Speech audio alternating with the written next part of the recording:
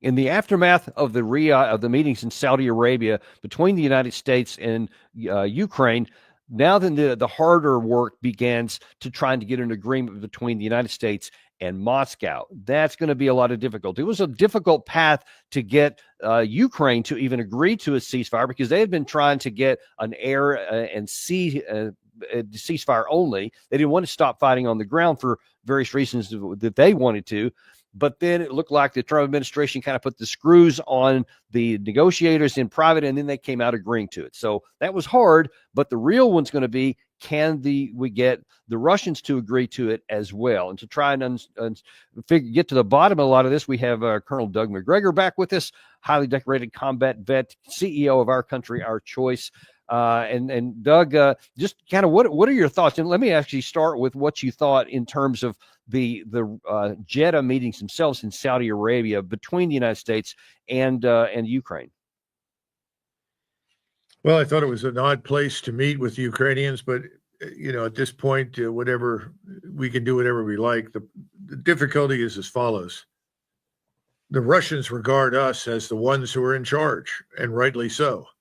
We're the ones that have provided the vast majority of support, of equipment, of information, intelligence. And so their expectation is that if we really want this thing to end, we, that is the President of the United States, will end it, period. The notion that we should be negotiating or have to negotiate with the Ukrainians over very much is something I don't think they take seriously. The other thing is that we have this bad habit, Dan, and you and I have seen this over the years. People go into a talk, conference, negotiation, they come out and say, oh, we have a breakthrough, this works. Well, just because one side agrees to a ceasefire is not a breakthrough.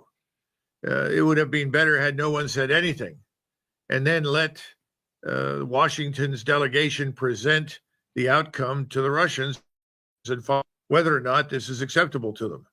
Now, I don't think it is. I don't think it's going to be. And they have continually resisted the notion of accepting a ceasefire. So I don't know what the expectation is at this stage. It seems as though we're drilling a dry hole, to put it bluntly. And that was some of the things that Rubio and Waltz said coming out of the meetings in Jeddah themselves. And then today, Rubio actually gave an expanded view on where they think the situation is and where it's going to be going. Like any country in the world, Ukraine wants their long-term security.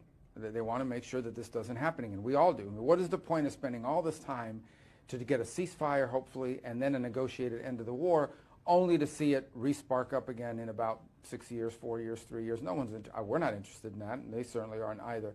So I think the question really is more about a deterrence.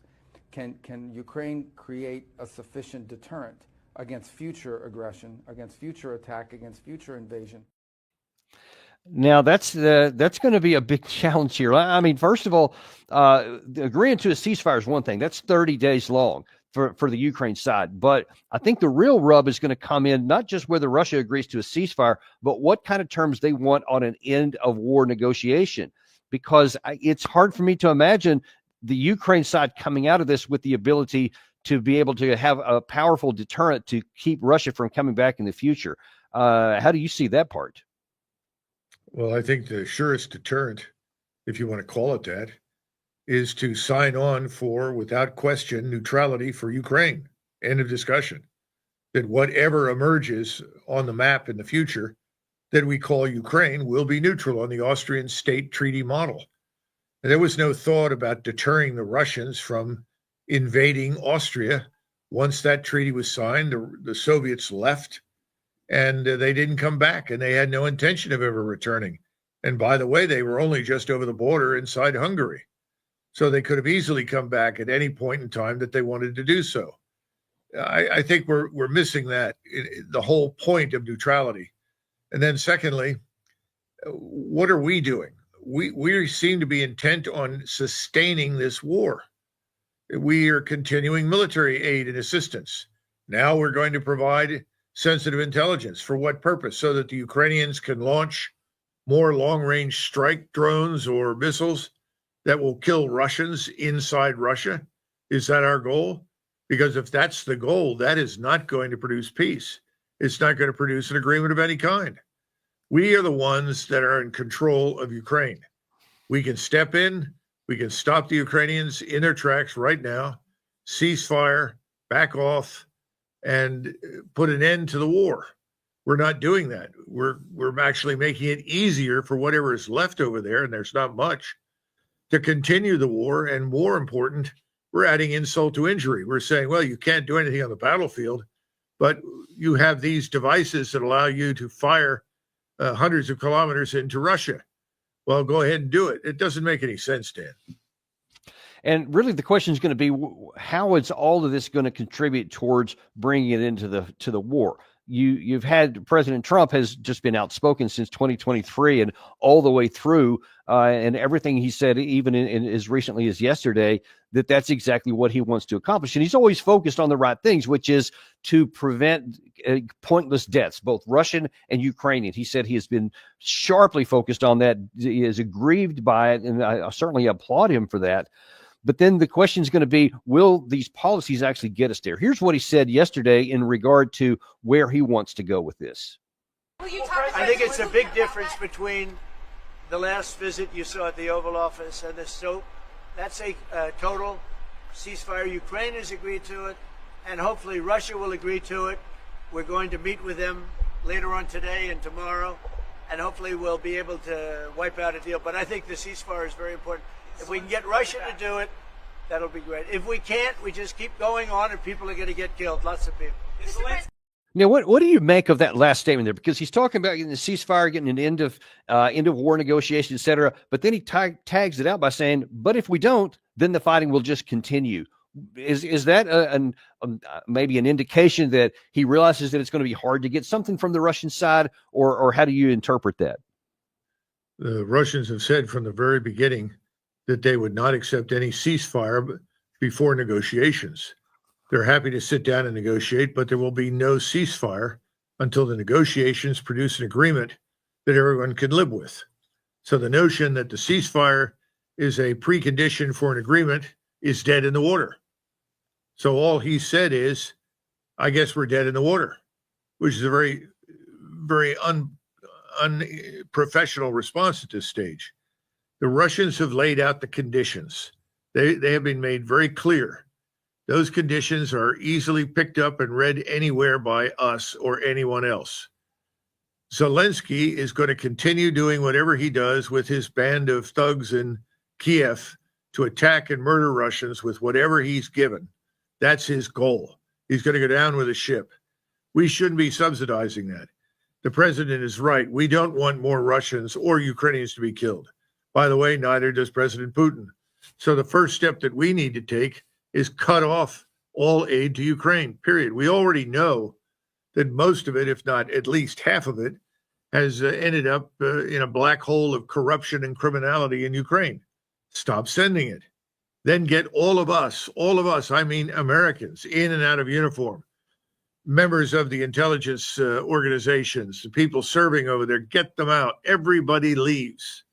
When those things happen, the Ukrainians will sue for peace, and the Russians will sit down and they'll begin to hammer out an agreement.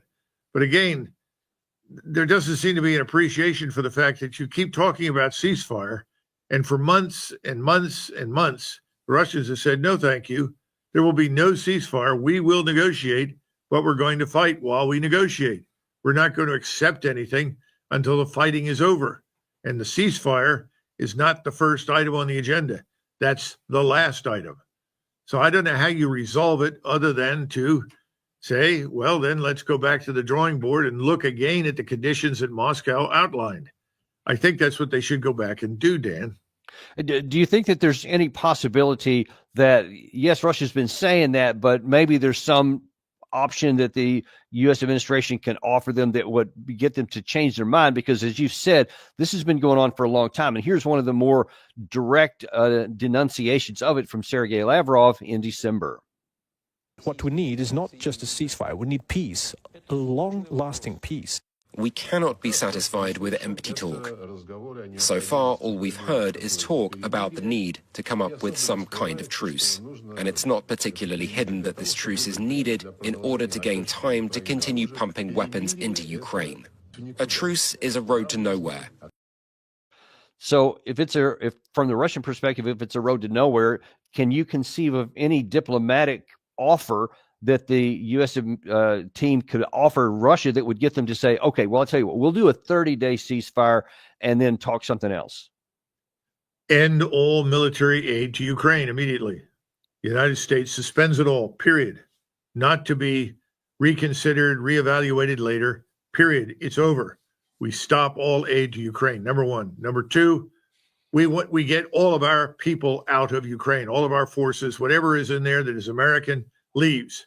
And if we do that, the rest of the NATO allies will follow suit very quickly.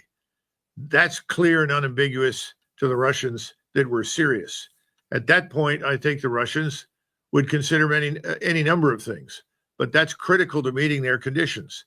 The concern in Russia is that at every turn, this regime in Kiev, with its radical neo-Nazi backers, will look for every opportunity to resume fighting. And therefore, what is the point of a ceasefire if it's simply going to be treated as rest, refit, reorganize so that you can come back again and threaten Russia? It's that simple. And I don't know how you get around that. If I were a Russian, I would take the same position. Well, so let's look at the Russian part of this calculation. They have been saying that clip that I showed you there from December, both Putin and Lavrov, Sergei Ryabkov has reinforced that. We actually had Larry Johnson on the show, I think it was yesterday or day before, where he physically went to Moscow along with Judge Knapp, and they actually had a meeting with Sergei Lavrov. And that was the one thing he said they really emphasized to him, was that they were still not interested in a ceasefire. And that was actually before that. The meeting they had with him was right before it had been agreed in Jeddah that the Ukraine side would agree to that. So one just has to wonder what is the next step there, and what will the Russians do if the Steve Witkoff apparently is heading that direction right now. When he gets in and meets with Putin, is Putin just going to say, I hear you, but y'all don't seem to be hearing me? How do you think that meeting's going to go? I don't think it's going to go anywhere. If we insist on an immediate ceasefire and say, well, the Ukrainians are willing to ceasefire, well, of course, Ukrainians' backs are up against the wall. The regime in Kiev is on its last legs. There's no question about that. But as long as they are receiving aid from us, as long as we are still on the ground in Ukraine, providing the intelligence, the technical expertise, whatever is required to sustain these long-range strikes against Russia, the Ukrainians are going to continue. There is no evidence for any good faith on the Ukrainian side whatsoever. And I think that's what Lavrov and Putin are saying. So again, we're the ones that created this war. Without us, there would have been no Ukraine war.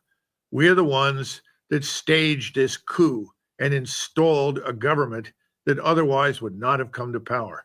We are the ones that subsidized the building and structuring of a Ukrainian force that had one purpose and only one purpose: to attack Russia, to retake Crimea, but to march into Russia. This was a machine that was fueled with more than money and cash and technology. It was fueled with hatred on a scale that we haven't seen for decades. That's all unacceptable. If we signal that that's over, we make it very clear that we've had it with that. We will not subsidize that anymore. And that's something that President Trump can do easily because he was never part of it. The longer he waits, with each passing day that we dither and refuse to take decisive action, cut the aid, pull everybody out, the more and more this looks like President Trump's war. And that's not a good thing. It's a drain on our resources, time and effort, and it still has the potential to expand. That's what's most disturbing. So we really need to stop it. How do you stop it? Stop the aid to Ukraine, pull us all out, and then talk to the Russians. Right now, we have not demonstrated that we're willing to do anything. We're instead acting as though we're the victors strategically in this conflict. We're not. Neither is Ukraine. And we're trying to dictate the outcome to Moscow. It's not going to work, Dan. So what could the administration do? What's the best thing they could do right now to get the maximum benefit for the United States that won't undermine, I guess, our diplomatic credibility elsewhere? For example, many people are already saying, if you don't agree to this ceasefire, talking about the United States, if you don't get Russia to agree to this ceasefire, then you, quote, have to keep supporting Ukraine. Otherwise, you will be abandoning them and handing over to Putin a victory. How do you respond to that? Russia has already claimed victory in eastern Ukraine. It's theirs. They hold the initiative. They can move strategically in any number of different directions. We talked before about the concentrations of force in eastern Ukraine, down in Kherson, all the way to Zaporizhia, and up north in and around Kharkov. They can move as they wish at Putin's command. And there's nothing that we can do about it unless we want to declare war on Russia. I don't think we do. I don't think anybody is interested in that. So the notion that if we don't get X, then we have to support this is ridiculous. We don't have to support this at all. We shouldn't support it. We should never have supported it. And that was Trump's brilliant opportunity to step forward and say, I have no interest in subverting Russia. I have no interest in destroying Russia. I have no interest in using Ukrainian lives, blood, and treasure, even though they've got none, to destroy Russia.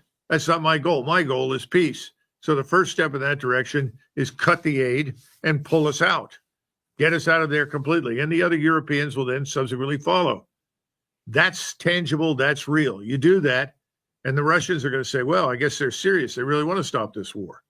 And then you sit down and you negotiate. And I think it could be done. But the way we're approaching this, it's becoming it's got to be a win for me. If I can't get a win out of this, if I don't look like I'm winning, then I can't do it. Well, this is a situation in which we're not winners, and we're not going to be winners, and the Ukrainians are certainly losers. There's no question about that. We ought to be more magnanimous. Remember when Teddy Roosevelt negotiated an end to the Russo-Japanese War, the Japanese wanted far more control over Manchuria and much of eastern Siberia than the Russians were prepared to give. And President Roosevelt said, look, you've won. The Russians concede. You have won the battlefield victories. Now you can afford to be magnanimous and generous. Don't demand too much. And I think I can get you most of what you want. That's exactly what happened. And the war ended, and it didn't break out again until really 1939. So the point is, there's a way to do this, but we're not approaching it reasonably. We're trying to take the position that, well, we're the United States, we're the great hegemon, and you've got to do these things or we won't play. The Russians are going to say, fine, then we're not playing. And they will continue to move in whatever direction they want to secure whatever it is on the ground that they want. Now, let me ask you a question on in terms of the Russian military capacity.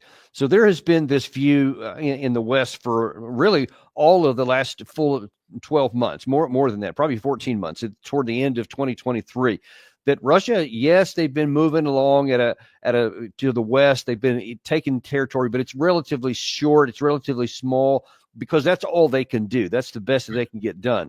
And then we've seen from, I think it was the 8th of March up until just last time I checked earlier today, there has been a dramatic shift in the Kursk area where it appears that Russia just made an operational decision that they're going to now close off the Kursk pocket. Now they call it the Suja pocket. And they had just moved huge numbers of kilometers, of square kilometers every single day. And now then it could literally be expunged within 2 to 3 more days here. Is that indicative of what Russia could do elsewhere, or do you think that was unique to the Kursk area?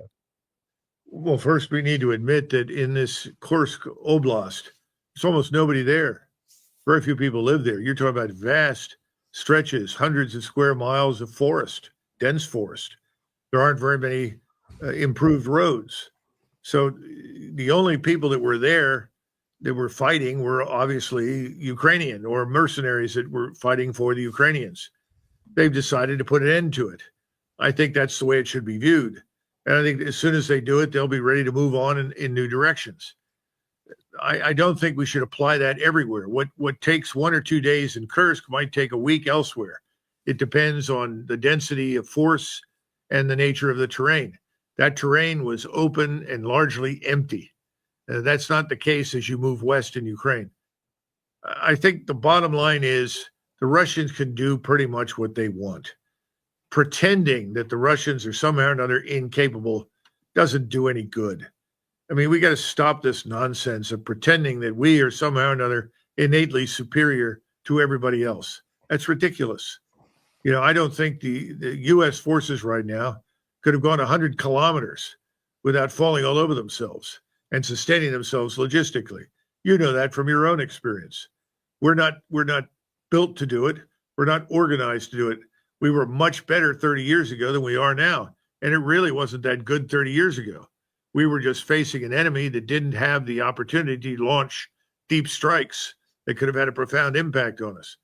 So I think all that crap needs to go away. We need to stop talking about that. And eventually the Russians are going to say what they've always said to people when they come to the negotiating table: put up or shut up. What is it that you're going to put up? If you refuse to do X, Y, and Z, show us. And I don't think we're prepared to do that at all. So what do you think will happen in the, let's just say the Kursk area? Let's stick there for the moment.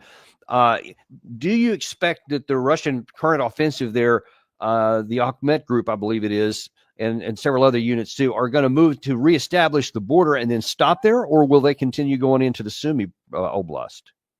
It's hard to tell. It will depend on the operational decisions made at a higher level. Remember that the Russians have made it pretty clear that they're not really interested in governing Ukrainians. In other words, the areas where they are established are Russian areas with Russian people in them. As you move further west, even up in the northern part of Ukraine, you start running into Ukrainians, and obviously they're not interested in being governed by Russians. So again, the Russians are not fools. They know who lives where. They understand the consequences of their actions.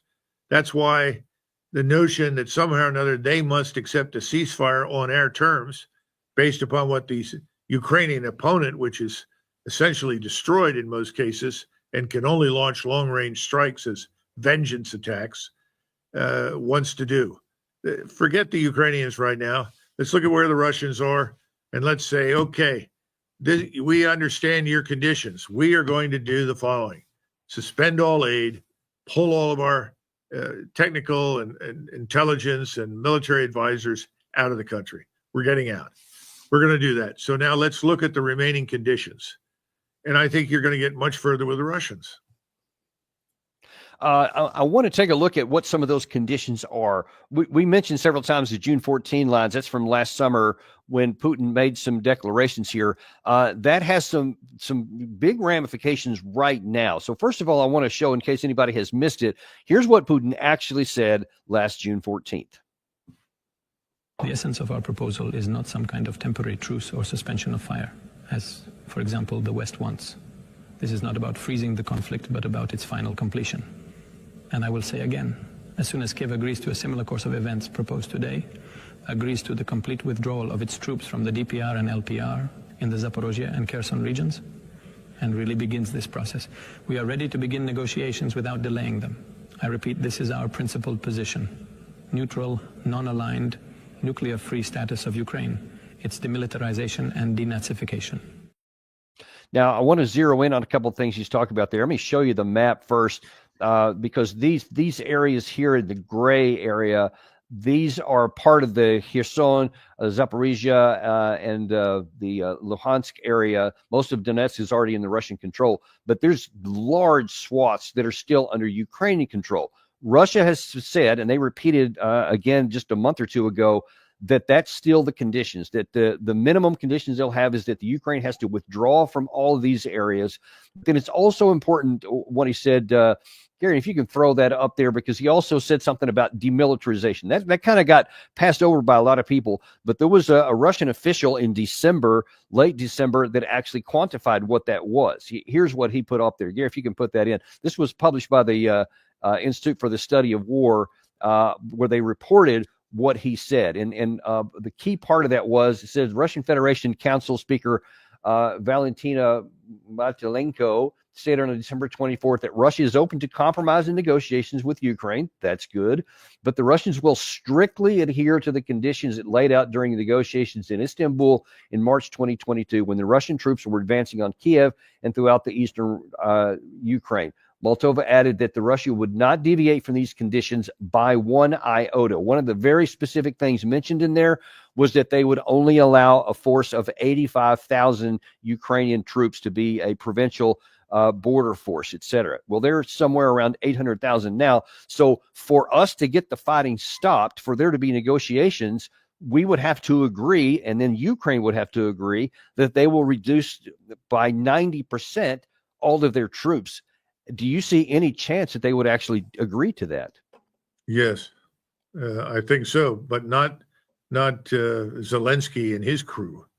These people have a different agenda, which is to sustain this conflict as long as possible. Again, go back to the Austrian State Treaty. You had an outcome there that was quite similar. The Austrians ended up with a very small army, which was really largely paramilitary, and they were granted neutrality. They were granted the opportunity to govern themselves as they saw fit. And the Russians agreed, or the Soviets agreed at the time, that there would be no interference in the internal affairs of Austria. They could develop independently. It worked. I see no reason why that would not also work in Ukraine. So I don't think that's unreasonable by any stretch of the imagination, especially when the Ukrainians have lost over 1 million dead and the Russians have lost roughly 100,000 dead. I think everybody has an interest in putting this to bed once and for all. And the Russians aren't going to live with a 500 or 600,000 man army armed to the teeth, focused exclusively on Russia when the war ends. So that's nonsense. So no, I think it is doable, but it's not going to happen with Zelensky and his crowd. Again, go back to this denazification. I think Zelensky and his friends ought to be viewed as being in that category.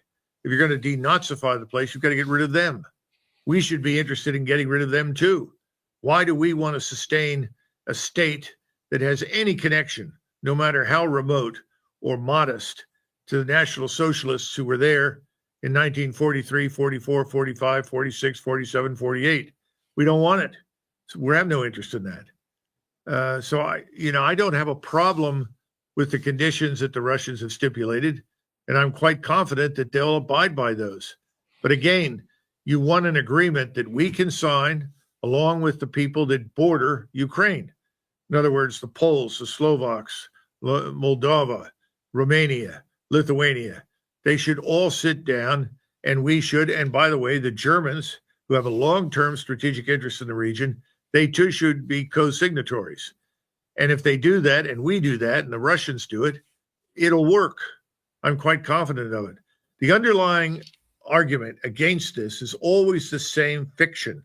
The Russians want to conquer Europe. No, they don't. Who in their right mind wants to do it? Why? To drink a latte in Paris? Look at the mess that Europe is in right now. Who in their right mind would want to have to manage it? It's the last thing in the world the Russians are interested in. Yeah, and not to mention the fact that they don't have the capacity. And from a lot of the sources I've talked to, one of the reasons why the Russians are fighting so hard right now is because they view this as an existential fight on their border for their own national security. But to go in and conquering European territory, which is presently not posing a threat to them, I think would be a lot harder of a pull. But so here's the big question, though, that I got. Let me run back to the map here. So this is the current situation as of today. This is just really the shocking part. Like I said, how fast the Kursk area has fallen. You see, there's hardly anything left in it now. Russia continues to take almost all of Suja, and then there's nothing but a bunch of forest. There's, I think, a couple of villages down around here, and then the rest of it is just forest. So it's probably not going to be long at all before Russia reestablishes the control, which takes away what was alleged to have been, and I think you and I both argue it never really was, a leverage point for the Ukraine side. But now then they don't even have the fiction because they have physically lost it. But they do still have these here. So if Ukraine, and it's not even the United States, if Ukraine doesn't agree to give up this territory willingly, what do you think the Russians are going to do, and over what time frame? Would they be willing to continue on fighting even if it takes another 6 months, 9 months, a year? Yes. And do you think that it would take that long? I don't know. I don't know. Again, everything really is contingent on us.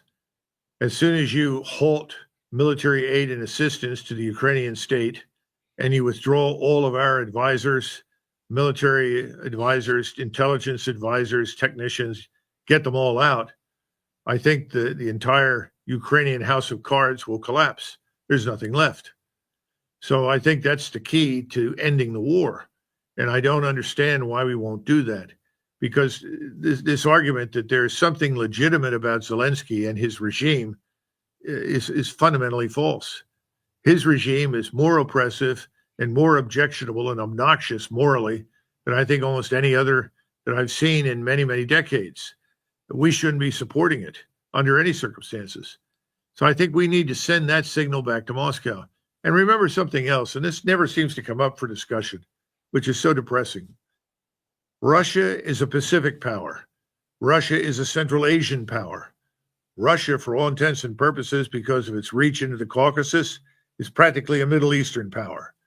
In other words, Russia is more than just a European power. Under those circumstances, Russia can be enormously helpful to us in terms of our strategic interests, what we want to achieve. And we seem to ignore that. In other words, this enormous benefit to the United States, the American people, to cooperate with Russia. That's what we should be thinking about right now. That's where we need to focus. President Trump is too good of a businessman to do otherwise. He needs to stop and recollect that very carefully because it's terribly important.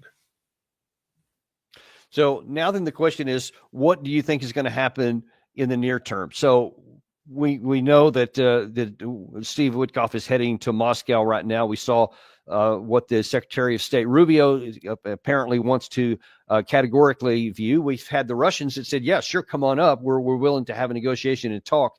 But if everybody holds to the positions that they are right now, that we want a 30-day ceasefire, that the Ukraine wants basically security guarantees, and that the Russians say, we want this territory here, those are irreconcilable. So how do you see this going here in terms of what's going to actually happen once we start to go into the next round?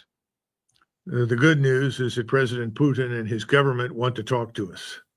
The good news is that the Russian government and its businesses across Russia want to do business with us. That's all good news. We should keep that in the forefront.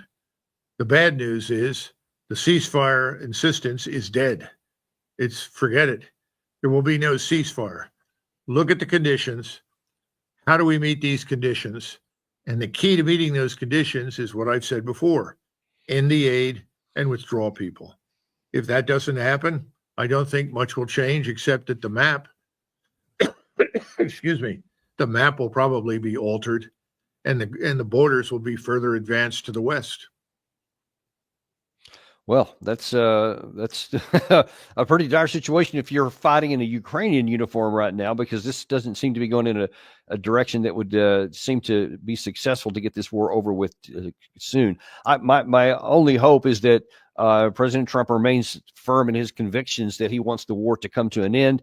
And he does seem to be, in that clip we played from yesterday, he seems to be aware that it's not a guarantee, and that if things don't go well, the fighting will continue on. And then he may be in a position to do exactly what you suggested, which is then, all right, well, I'm not going to fund the continued destruction of your country. We're going to end of all of our stuff here, which ironically could probably bring this to an end much quicker. But I guess all that remains to be seen. We'll have to see what happens with the next round of this. Yeah, agreed. Well, I guess that's our show for today. We want anything to get this war over with as fast as possible, because I'm sharply focused on this pointless death that's been going on for way, way too long. But like you said, I'm glad that the Trump administration is trying to find an end to it, as opposed to the previous administration, which just wanted to keep the war going on its own course, and that the Russians are willing to talk to us. At least there's something to work with there, and I hope we do have some kind of positive outcome. Agree. I think it's a perfect summary, and I think President Trump can do it. He can. He definitely can. He's the only one who has a possibility of doing that, and I certainly pray that that's exactly what does happen. But thank you for coming on the show today, Doug. Always a treasure to have you on here. Okay, thanks, Dan. And thank you to you guys, too. Thanks for coming out today. Be sure and like and subscribe if you haven't done that. By the way, we're also on podcast. I know a lot of you don't have time to watch video all the time, but you do want to keep up with Daniel Davis Deep Dive because we're unintimidated and uncompromised to bring you the truth. And I know a lot of you really like that. Just look wherever you get your podcast, type in Daniel Davis Deep Dive, and you'll find us waiting there. In the meantime, we will see you on the next episode of Daniel Davis Deep Dive.